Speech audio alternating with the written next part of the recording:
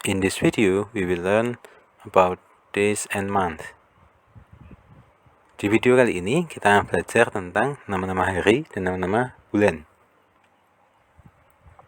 First, we will learn about the name of the days in a week. Yang pertama, kita akan belajar tentang nama-nama hari dalam satu minggu. Monday,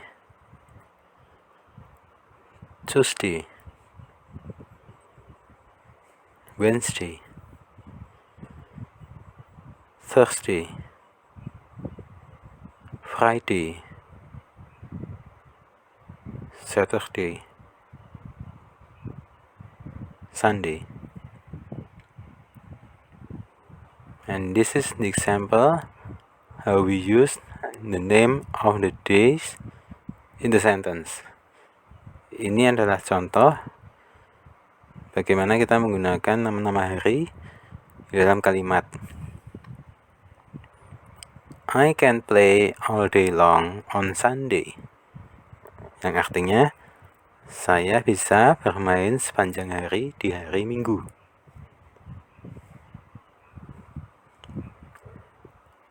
I study with my friend from Monday to Friday. Yang artinya, saya belajar bersama teman-teman dari Senin sampai Jumat. I try to do all my homework on Saturday. Yang artinya, saya berusaha untuk menyelesaikan semua pekerjaan rumah di hari Sabtu. Now, we will learn about the name of months in a year. Kali ini, sekarang kita akan belajar tentang nama-nama bulan di dalam satu tahun. January, February, March, April, May, June, July,